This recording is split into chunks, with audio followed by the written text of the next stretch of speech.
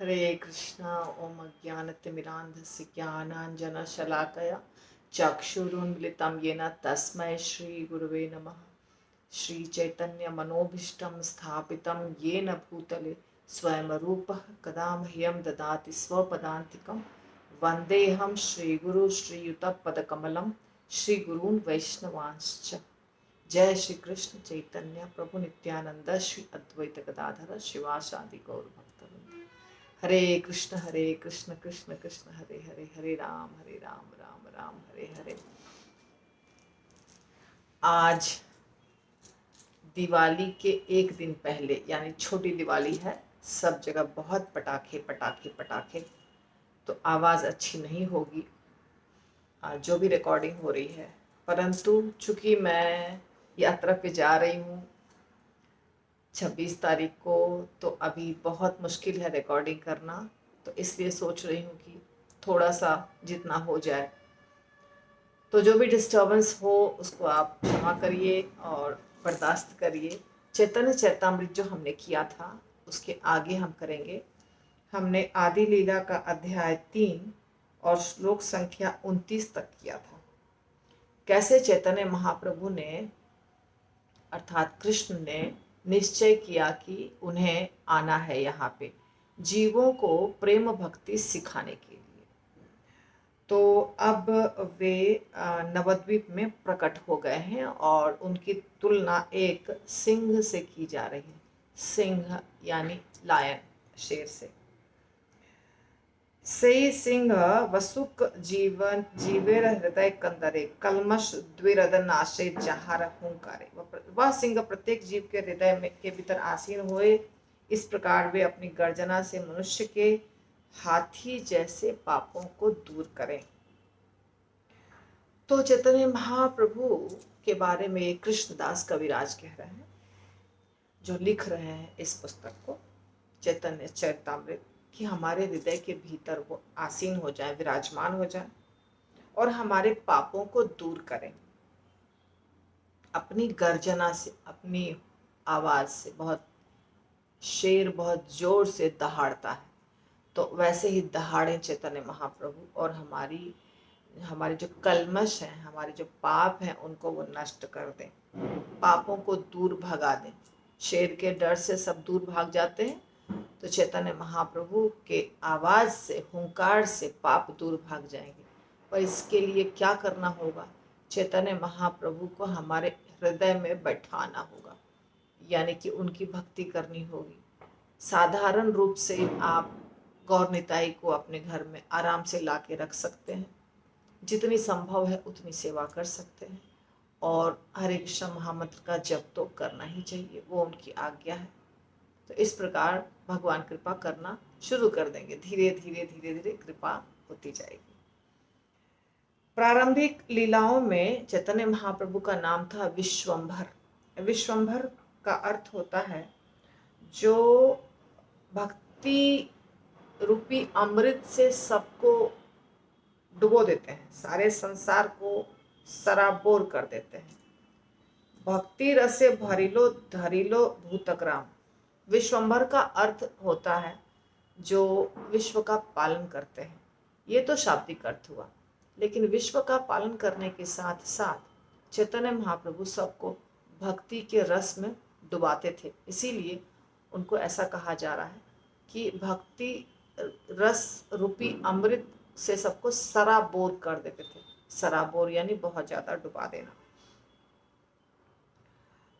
डुबरिंग धातु सूचक है पोषण तथा पालन की। ठीक, विश्वंभर का अर्थ होता है पोषण तथा पालन करने वाला।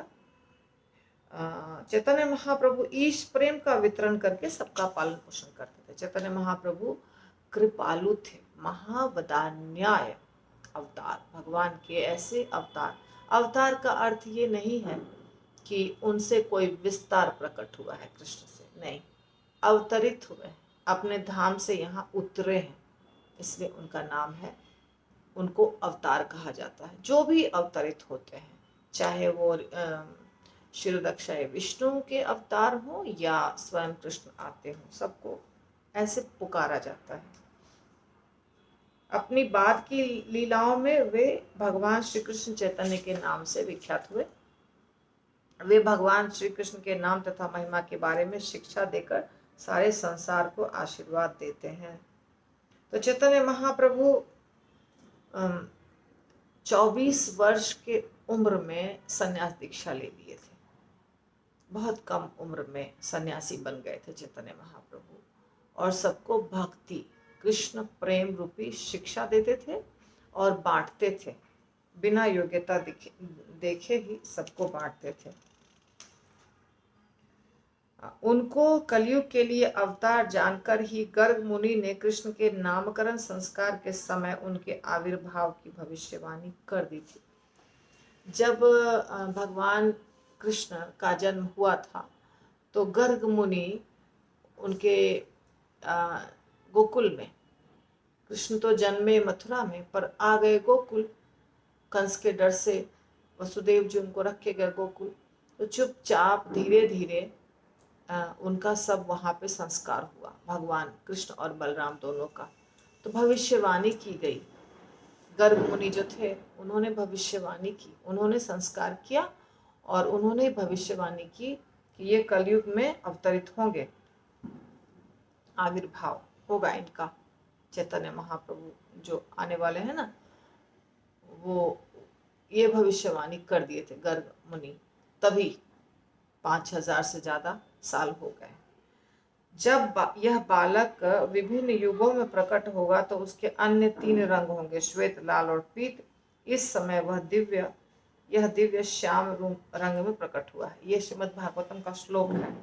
आसन वर्णास्त्रयो ह्यस्य गृहणतो अनुयुगम तनु शुक्लो रक्तस् तथा पीत इदानीं कृष्णताम गतः। श्रीमद् भागवतम का 10.8.13 नंबर श्लोक है। शुक्ल रक्त पीत वर्ण ए 3 द्युति सत्य त्रेता कली काले धौरेन श्रीपति। ये भगवान का युगावतार होता है, भगवान का एक अलग अलग प्रकार का रूप होता है। तो ये जो नाम है 3 प्रकार, श्वेत, लाल और पीत, ये इनका रंग होता है जब ये अवतरित होते हैं। लक्ष्मी देवी के पति भगवान क्रमशः सत्य, त्रेता और कलयुग में रूप धारण करते हैं 3। हम आपको नहीं बता सकते हैं कि ये रंग रामचंद्र जी का है कि कृष्ण का है कि परशुराम का है, क्योंकि मुझे अभी तक किसी बुक में ये नाम नहीं मिला है। सिर्फ यही मिलता है कि ये 3 रंग में भगवान प्रकट होते हैं। और वैसे रामचंद्र जी का रंग थोड़ा लाल जैसा था, लेकिन ऐसा बताया नहीं गया है कहीं भी, यहाँ भी नहीं बताया गया है, प्रभुपाद ने भी नहीं बताया है, इसलिए मैं भी नहीं बता सकती हूँ। पर जो भगवान का है, कृष्ण का है रंग, वो बताया है कि इस युग में दिव्य श्याम रंग में प्रकट हुए हैं। अर्थात उस समय जो कृष्ण प्रकट हुए तो उनका रंग श्याम था। तो ऐसे कुछ भागवतम में कहीं परपोट में है कुछ नाम, जैसे हंसावतार हैं, कुछ ऐसे ऐसे अवतार हैं जो ज़्यादा, जिनका नाम बहुत बार नहीं सुनते। तो वैसा कोई अवतार है, इनका नाम है पर ज़्यादा जगह दिया हुआ नहीं है, यहाँ पर नहीं दिया हुआ है। यदि कहीं मिलता है तो वहाँ हम देख लेंगे। तो यहाँ कोई नाम नहीं है, इसलिए मैं भी स्किप करती हूँ। केवल ये है कि श्वेत, लाल और पीत। और ये कहाँ वर्णन है? श्रीमद् भागवतम में वर्णन है, 10वें स्कंद के 8वें अध्याय के 13 में। यदि आपकी इच्छा हो आप खोल के देख सकते हैं। तो अब द्वापर युग में भगवान श्याम रंग लेकर अवतरित हुए हैं। जब भगवान अवतरित हुए थे श्याम रंग लेकर के, तभी ये भविष्यवाणी हुई थी कि ये जो बच्चा है ये बाकी 3 युगों में सत्य, त्रेता और कली काले, तो ये पीत वर्ण है। पीत वर्ण ये चैतन्य महाप्रभु का वर्ण है। अब पीत वर्ण हो गया चैतन्य महाप्रभु का, क्योंकि कली काले पीला रंग, चैतन्य महाप्रभु का रंग पीला यानी सुनहरा रंग था, राधा रानी वाला रंग, वो हो गया। श्याम वर्ण हो गया द्वापर युग में। पीत वर्ण हो गया कलयुग में, बच गया श्वेत और लाल। लाल शायद हाँ, रामचंद्र जी का ही रंग लाल है, त्रेता युग में है रामचंद्र जी का रंग थोड़ा थोड़ा लाल लाल है। अब सफ़ेद है या तो हंसावतार है या ऐसा कुछ है। तो जिस चीज़ की 100% गारंटी नहीं है, 100% गारंटी मुझे क्यों नहीं होती है, क्योंकि यहाँ नहीं लिखा है, ठीक है ना। मैं आपको कुछ बोल दूँ फिर आप कहेंगे ऐसा, तो प्रभुपाद ने खुल करके बताया नहीं है, इसलिए मैं भी खुल करके बता नहीं रही हूँ। तो अब द्वापर में श्याम वर्ण लेकर अवतरित हुए हैं। यही इस संदर्भ में पुराणों और अन्य वैदिक ग्रंथों का कथन है। द्वापर युग में भगवान कृष्ण वर्ण में प्रकट होते हैं। भगवान कृष्ण हैं और वो कृष्ण वर्ण में भी प्रकट होते हैं। वे पीत वस्त्र धारण करते हैं, अपने हाथ में हथियार लिए रहते हैं, आयुध और कौस्तुभ मणि धारण करते हैं, श्रीवत्स का चिन्ह रहता है, उससे अलंकृत रहते हैं, ऐसा लक्षण होता है। ये भगवान कृष्ण का वर्णन है और ये है 11वें स्कंद के 5वें अध्याय के 27वें नंबर श्लोक में। द्वापरे भगवान श्याम पीतवासा निजायुध श्रीवत्स आदि भी अंकश्च लक्षण रूपलक्षितः। कलियुगे युगधर्म नामेर प्रकार तथी लागी पीतवर्ण चैतन्य अवतार। कलियुग में भगवान धार्मिक प्रथा है कि पवित्र नाम की महिमा का प्रसार किया जाएगा और केवल इसी कर्म के लिए भगवान पीत रंग के साथ चैतन्य के रूप में अवतरित हुए। तो भगवान के नाम का प्रचार करने के लिए चैतन्य महाप्रभु अवतरित हुए। पीला वर्ण था उनका, उनको गौरांग भी कहा जाता है, गोरा वर्ण भी कहा जाता है। गौरांग, जिसका अंग गोरा है, इसलिए उनका नाम है गौरांग। इसके साथ साथ वो राधा रानी के अवतार हुए हैं, राधा रानी के भाव में प्रकट हुए हैं। तो राधा रानी वाला कलर है, रंग है, तो उनको सुनहरा रंग भी बोला जाता है। कहीं उनका नाम है सोनार गौरांग, सुनहरा, सोना रंग, सोना वाला रंग, सोनार गौरांग, ऐसा भी उनका रूप है। और यहाँ पर बताया जा रहा है कि उनका रंग पीला है, पीत वर्ण है। तो देखिए, शास्त्र ही अलग अलग तरीके से वर्णन करता है। उनके विस्तृत शरीर की कांति पिघले सोने जैसी, देखिए जो मैंने बताया वो आ गया। उनकी गंभीर वाणी नए उमड़े बादलों की गर्जना को परास्त करने वाली है। पीतवर्ण है, पिघले हुए सोने के जैसा। पिघला हुआ सोना बहुत चमकीला होता है और उसका रंग अलग टाइप का होता है। अब हम लोग ज़्यादा तो नहीं देखे हैं, थोड़ा सा देखे हैं जो सुनार पिघलाता है, चमकता रहता है। जो व्यक्ति अपने हाथ से 4 हाथ ऊंचा और इतना ही चौड़ा होता है वह महापुरुष कहलाता है। ये महापुरुष का वर्णन है शास्त्रों में। उनका शरीर कैसा होता है, उनके हाथ कितने बड़े होते हैं, कान कैसा होता है, नाक कैसी होती है, आँखें कैसी होती है, ये सब वर्णन है। तो वही वर्णन यहाँ दिया गया। दैर्घ्य विस्तारे जय आपनार हाथ, 4 हस्त होय महापुरुष विख्यात। तो 4 हाथ लंबा, जैसे हमारा एक हाथ है तो इससे 4 हाथ लंबा होना चाहिए, उसकी हाइट होनी चाहिए, तो उसको कहा जाता है महापुरुष। और ऐसा व्यक्ति न्योगृध परिमंडल कहलाता है। सद्गुण समस्त सद्गुणों की खान श्री चैतन्य महाप्रभु का शरीर न्योगृध परिमंडल है। ये शारीरिक लक्षण भगवान के सिवाय और कहीं नहीं पाए जाते। अभी जो श्लोक आया है, बहुत सुंदर सुंदर श्लोक आया है। आजानुलंबित भुज कमला आजानुलंबित भुज कमल लोचन तिलफुल जिनिनासा सुधांशु वदन शांत दांत कृष्ण भक्ति निष्ठा परायण भक्त वत्सल सुशील सर्वभूते सम चंदनेर अंगद बाला चंदन भूषण नृत्य काले परिकोरेन कृष्ण संकीर्तन। और इसके ऊपर मैंने पहले ही बनाया हुआ है वीडियो। आजानुलंबित भुज, जिनकी भुजाएं घुटनों तक लंबी है, ये उनकी आकृति है। भगवान जो दिखते हैं, जैसे दिखते हैं, भुजाएं घुटनों तक हैं।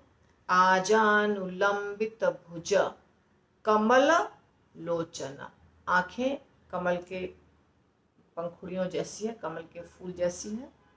तिल फुल जिनि नासा, नाक तिल के फूल के जैसी है। तिल का फूल यदि आपने देखा होगा तो उस वैसी है। सुधांशु वदन, और मुखमंडल चंद्रमा के समान है। सुधांशु वदन, सुधांशु नाम किसका है? चंद्रमा का। तो चंद्रमा के समान उनका चेहरा है। शांत, वे शांत है। दांत, दांत का अर्थ होता है संयम, कंट्रोल। कृष्ण भक्ति निष्ठा परायण, सदा कृष्ण की भक्ति करते हैं, निष्ठा पूर्वक करते हैं। भक्त वत्सल, भक्त वत्सल। सुशील, सुशील भी है। सर्वभूते सम, सारे जीवात्माओं पर समभाव रखने वाले हैं।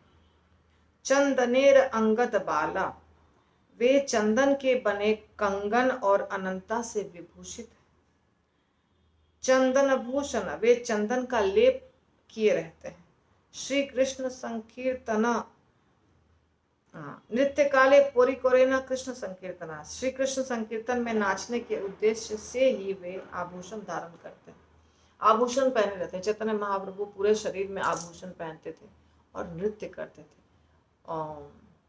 चरण एरन नुपुर, नुपुर पहनते थे चरण में, सब जगह पूरे शरीर में, और बहुत अच्छा झुम झुम झुम झुम उनका बजता था, पायल नुपुर बजता था। एक भजन है ना, सच्चिर अंगिनाय नाचे सुंदर लाला, सच्चिर दुलाला, नाचत श्री हरि कीर्तन में। भाले चंदन तिलक मनोहर, अलक शोभे कपोलन में।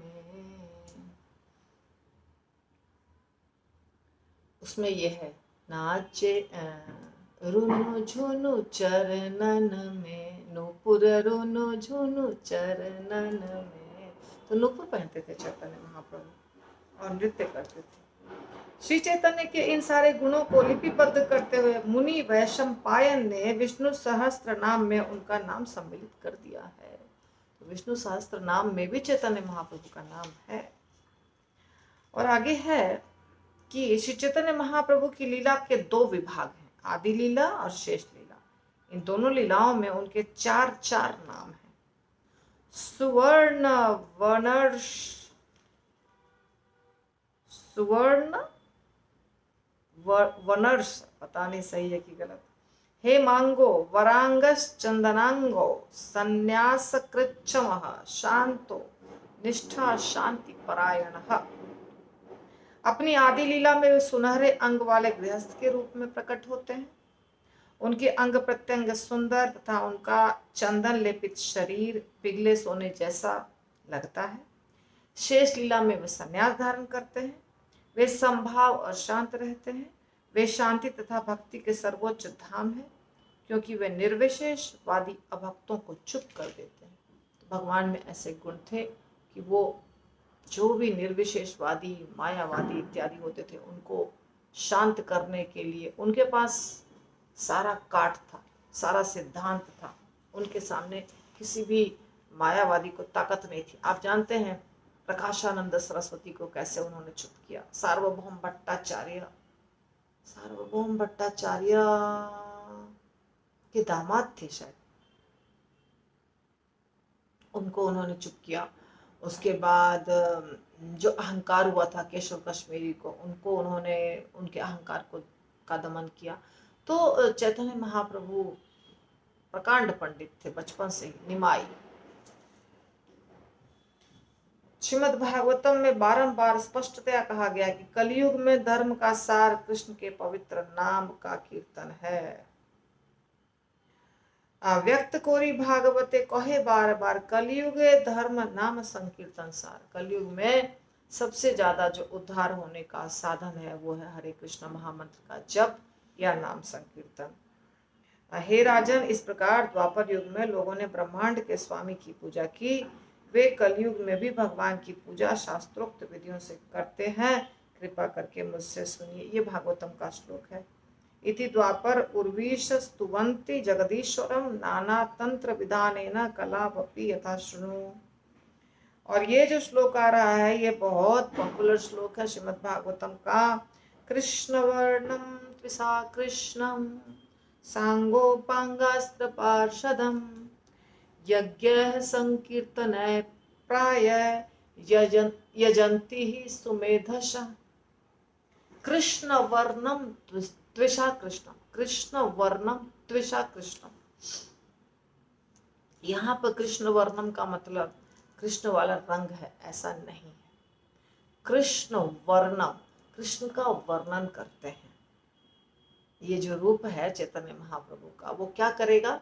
वो कृष्ण का वर्णन हमेशा करता रहेगा। कृष्ण वर्णम त्विषा अकृष्ण, त्विषा यानी कलर, त्विषा अकृष्ण, लेकिन रंग जो होगा वो कृष्ण के जैसा नहीं होगा, अकृष्ण होगा। कृष्ण श्याम वर्ण के हैं, ये गोरे वर्ण के। तो कृष्ण वर्णम त्विषा अकृष्णम, त्विषा अकृष्णम, कृष्ण का वर्णन करेंगे लेकिन उनका रंग कृष्ण के जैसा नहीं होगा, उनका रंग कृष्ण के रंग का उल्टा होगा। तो कृष्ण अगर काले हैं तो ये गोरे होंगे, कृष्ण श्याम वर्ण है तो ये पीत वर्ण होंगे। ठीक है। कृष्ण वर्णम त्विषा अकृष्णम सांगो पांगास्त्र पार्षदम।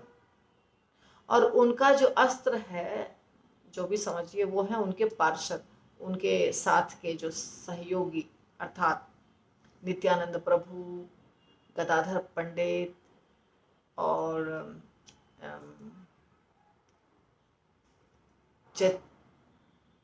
श्री कृष्ण चैतन्य प्रभु नित्यानंद, श्री अद्वैत आचार्य और शिवास ठाकुर। ये चार जो लोग हैं ये प्रमुख हैं, सबसे नजदीक वाले, जिसको पंच तत्व कहते हैं।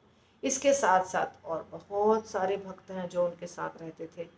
उनके साथ जब आप चैतन्य चरितामृत पढ़िएगा तो अनगिनत भक्त हैं। हरिदास ठाकुर हैं, रूप गोस्वामी, सनातन गोस्वामी हैं, जिनको आज्ञा दिया, शिष्य थे वो, वे उनके।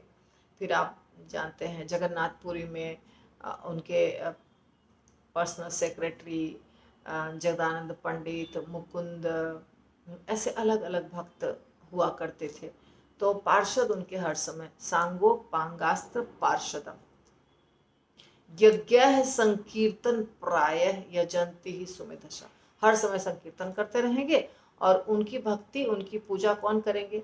जो बहुत इंटेलिजेंट है। सुमेधसः, मेधा यानी बुद्धि, इंटेलिजेंस। सुमेधा यानी बहुत इंटेलिजेंस, ज्यादा बुद्धि।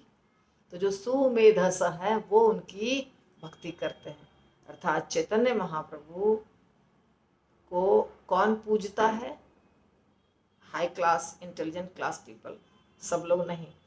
ये श्रीमद् भागवतम का वर्णन है जो 5000 साल से ज़्यादा हो गया जिसको लिखे हुए, 5.5 के करीब करीब। और चैतन्य महाप्रभु को प्रकट हुए 500 साल हुए, 514, 15 या 20 जो भी है उतना हुआ।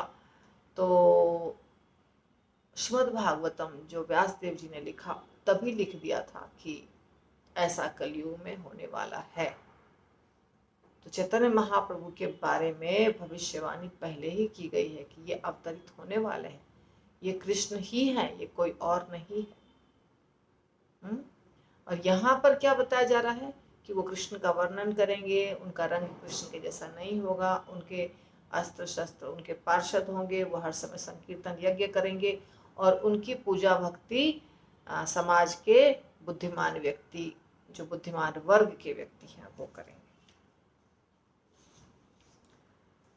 तो प्रिय भाइयों, भगवान चैतन्य की इन सारी महिमाओं को सुनो। यह श्लोक स्पष्टतया उनके कार्यकलापों तथा लक्षणों का सार उपस्थित करता है। कृष्ण जो है ये 2 अक्षर वाले सदैव उनके मुख में रहते हैं चैतन्य महाप्रभु के, अथवा वे अत्यंत हर्ष के साथ कृष्ण का निरंतर वर्णन करते हैं। कृष्ण एई दुई वर्ण सदा जार मुखे, अथवा कृष्ण के तेहु वर्ण निज सुखे। तो हर समय उनके मुंह में कृष्ण होता है, वो हर समय कृष्ण का गुणगान करते हैं, कृष्ण के बारे में सबको बताते हैं, कृष्ण का वर्णन करते हैं। कृष्ण वर्णम के 2 अर्थ होते हैं, उनके मुख से हर समय कृष्ण निकलता है, कृष्ण के अतिरिक्त और कुछ भी नहीं निकलता।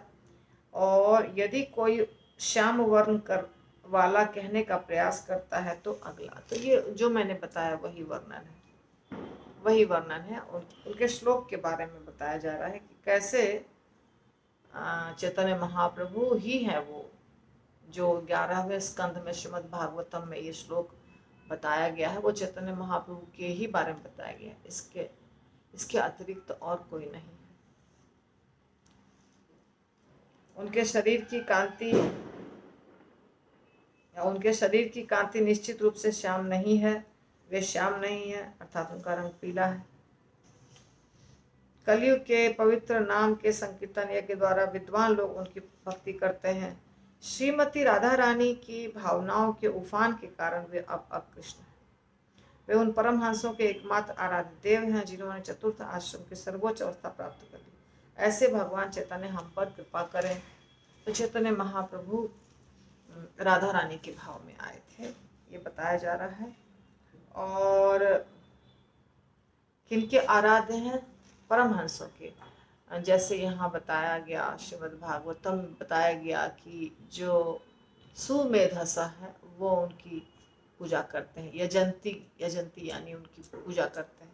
वही यहाँ बताया जा रहा है कि जो परमहंस हैं वो उनकी भक्ति करते हैं। सब लोग चैतन्य महाप्रभु की भक्ति नहीं कर सकते हैं, क्योंकि चैतन्य महाप्रभु सदैव कृष्ण की भक्ति करते हैं, कृष्ण का नाम लेते हैं। तो ये तो सब जगह बताया जा रहा है ना कि कृष्ण की भक्ति साधना। एवं भगवान कृष्ण ने कहा, मनुष्यानां सहस्रेषु कश्चित् यतति सिद्धये यततामपि सिद्धानां कश्चित् मां वेत्ति तत्वतः। ऐसा नहीं है कि सब लोग भगवान का भजन करें। बहुत सारे भक्तों में कोई एक भक्त प्रयास करता है भगवान को समझने का, उसमें से कोई एक भक्त भगवान को समझ पाता है। तो ये आसान नहीं है, कृष्ण की भक्ति करना, कृष्ण को परम भगवान मानना आसान नहीं है। इसी प्रकार चैतन्य महाप्रभु की भक्ति करना, चैतन्य महाप्रभु कृष्ण की ही भक्ति कर रहे हैं, उनको कौन फॉलो करेगा? जो उसी प्रकार का व्यक्ति होगा, जो परमहंस प्रकार का व्यक्ति होगा। उनके पिघले सोने जैसे चमकीले रंग को प्रत्यक्ष देखा जा सकता है, जो अज्ञान के अंधकार का नाश करते हैं। जीवों का पाप में जीवन अज्ञान से उत्पन्न है, उस अज्ञान को नष्ट करने के लिए वे अनेक अस्त्र शस्त्र धारण करते हैं, यथा उनके अंश, पार्षद और भक्त उनका पवित्र नाम, अंग उपांग नाम। भगवान चैतन्य महाप्रभु के साथ उनके पार्षद रहते हैं और हरे कृष्णा महामंत्र रहता है, और उनके भक्त रहते हैं और उनके अंश रहते हैं। श्री कृष्ण चैतन्य ने पंचतत्वात्मकम कृष्ण भक्त रूप स्वरूपकम भक्तावतारम भक्ताख्यम नमामि भक्त शक्तिकम। तो भगवान के 5 जो रूप हैं, पंचतत्व हैं, वो सब बहुत विशेष प्रकार की शक्ति लेकर आए, सब भगवान के विस्तार हैं।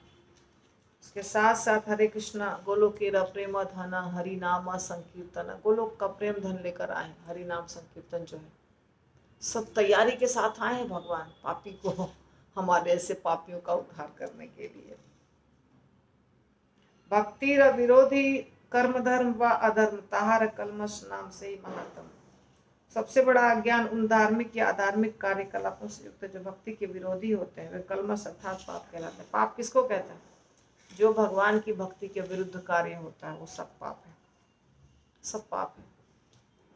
जो भगवान की भक्ति में आपको लगने नहीं देता है वो व्यक्ति पापी है, जो कार्य होते हैं वो कार्य पापी है, ठीक है ना। तो आज का एपिसोड यहीं समाप्त होगा। बहुत मुश्किल से भगवान ने कृपा की, ज़्यादा आवाज़ नहीं हुई पटाखों की, ये भगवान की कृपा है।